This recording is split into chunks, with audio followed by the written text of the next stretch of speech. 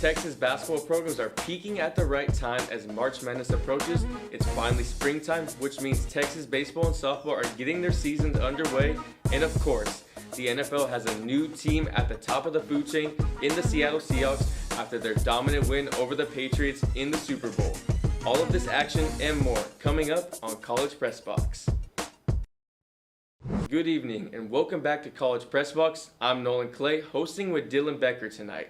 Before we get started, we want to remind you that College Press Box is brought to you by Cat Metro, Austin's transit system. We connect you to work, school, play, and everywhere in between. Plan your ride to this weekend's game at catmetro.org. On Sunday, the New England Patriots and Seattle Seahawks faced off in the big one, Super Bowl 60. After years of seeing familiar teams like the Chiefs and the Eagles in this game, the prospect of two relatively inexperienced teams facing off in the biggest game of them all was pretty intriguing. So as the clock struck 5:30 Central Time, families and fans across the world gathered around their screens to watch the two conference champions duke it out for the Lombardi Trophy in San Francisco. The weather was beautiful in Levi's Stadium and the stage was set for hopefully another Super Bowl classic. The Seahawks threw the first punch on its opening drive with this beautiful play fake from Sam Darnold, finding his man Cooper Kupp for a 23-yard gain. Kupp bobbled it a couple times but managed to hold on to the ball, helping his team secure an early 3 points. Fast forward to the second quarter, the electric Kenneth Walker burst through the line of scrimmage and is off to the races at the second level for a 30-yard gain, one of his many big plays of the night.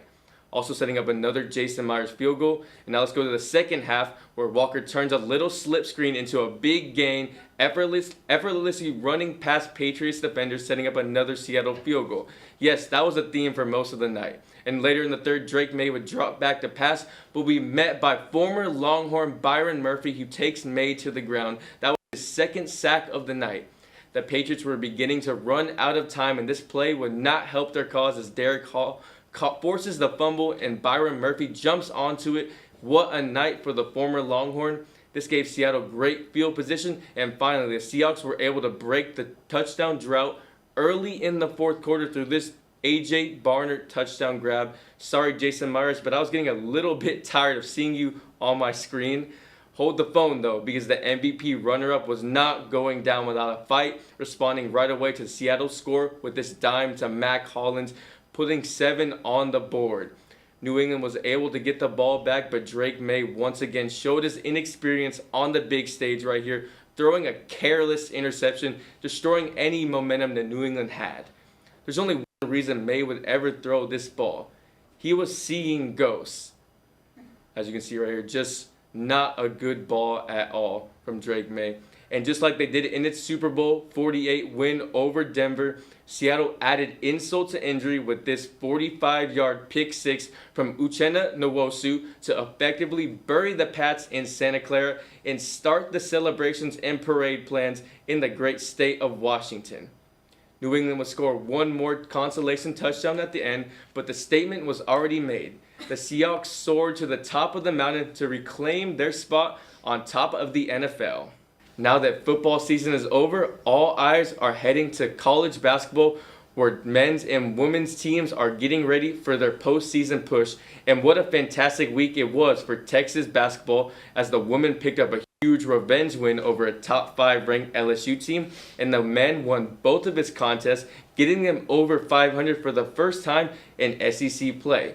Our very own Larry Liu, Bradston Swick, and Trinity Jason were out covering the Horns on the hardwood. Let's take a look at what they had to say.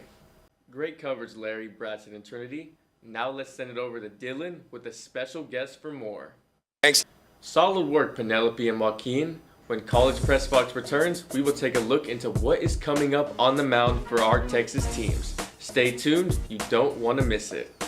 Thanks, Dylan. I'm here with Kate Amon tonight to talk more about these two teams. Welcome to the show, Kate. How are you doing tonight? I'm doing great, Nolan. Thrilled that softball and baseball season is starting and that these two teams are going to be fun to cover. Absolutely. Yes, they are. But let's start with talking about this preseason number 1 ranked Texas softball team. This past weekend, they just played in the UTSA Invitation Tournament where this team went 4-1.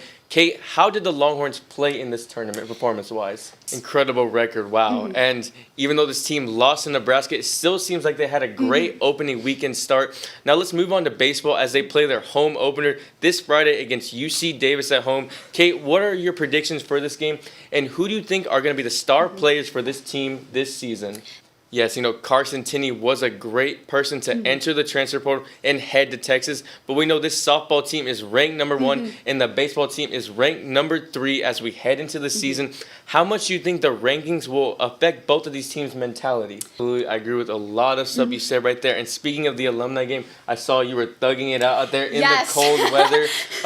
So like you said earlier, the baseball weather is going to be a lot better now. It will be. So that will be good. And so thanks for coming on to the show, Kate. And back to you at the desk, Dylan. Welcome back to College Press Box. The big game didn't have quite as much action as many were hoping for, but as always, there's still a lot of storylines to talk about. Let's send it over to Dylan for more on this special achievement for the Seattle Seahawks. Thanks, Aiden and Dylan. When we return to College Press Box, we'll take a look at this past week in Longhorn sports and see what's ahead. Don't go anywhere. We'll be right back. Texas men's golf team broke 54-hole program records in total score and scored a par in last week's Amer Ari Invitational, and yet the Longhorns still finished runner-up. Texas was one up by Auburn, who shot a whopping 77 under par through 3 rounds compared to the Longhorns' 64 under par score.